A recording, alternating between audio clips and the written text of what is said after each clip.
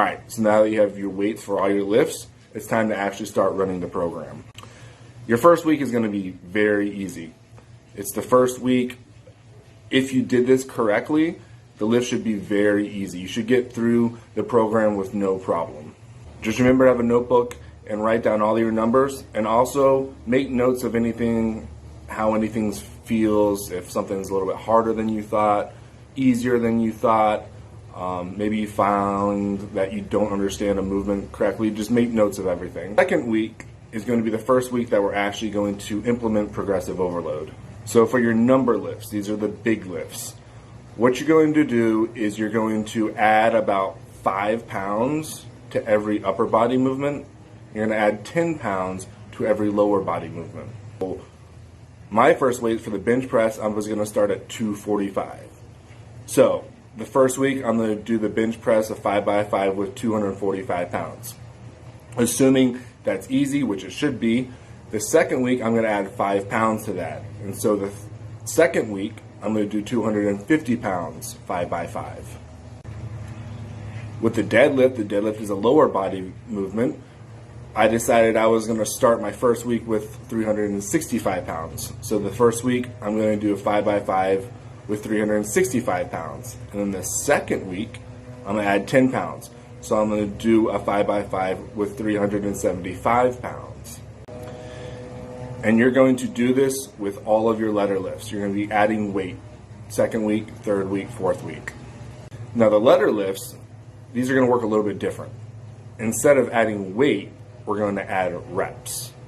So for example, let's say I'm doing bicep curls, and the first week I decide I'm going to do a 3x10 using 50 pounds.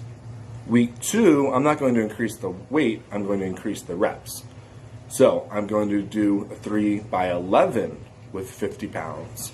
Being is because the letter lifts, the assistant and the isolation lifts, are there for more hypertrophy or muscle growth. And that happens by adding volume. So with these, we're not so much concerned with weight, we're just concerned about getting more volume in, and the easiest way to do that is by adding reps. We're obviously not going to end up doing 15, 16, 17 reps. So what you're going to do is you're going to work up until you can do 12 reps with a weight with good form. Once you can do 12 reps with these smaller movements with good form, then you're going to add weight, and you're going to go back down to 8 reps. So again, let's use the bicep curls. Week 1, I did 3x10 with 50 pounds. Week 2, I do 3x11 with 50 pounds. Week 3, I do 3x12 with 50 pounds. And that's easy, so now I'm going to add weight. So week 4, I'm going to do 3x8 with 52 pounds or 55 pounds. Now this is going to differ depending on the weights that your gym has.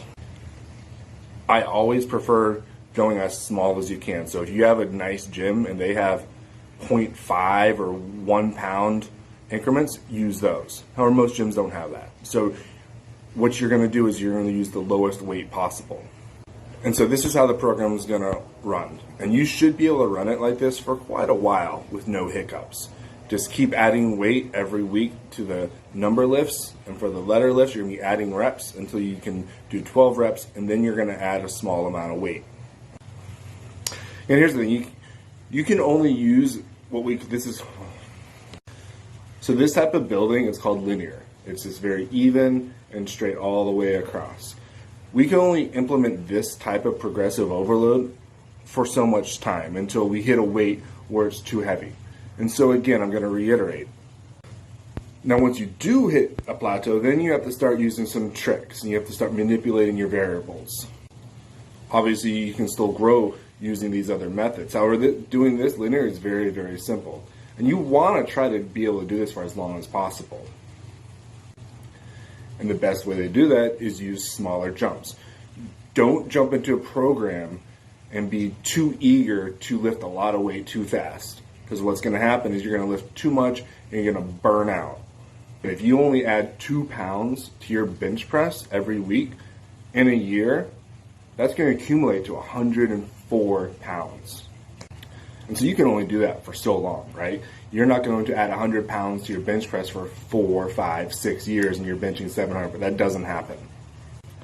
So, one last time. Go slow. Your joints are going to thank you, your ligaments are going to thank you, your muscles are going to thank you, and you're just going to feel better. Nothing feels great than being able to add a little bit of weight on lifts every single week for 6, 7, 8 months. It's great.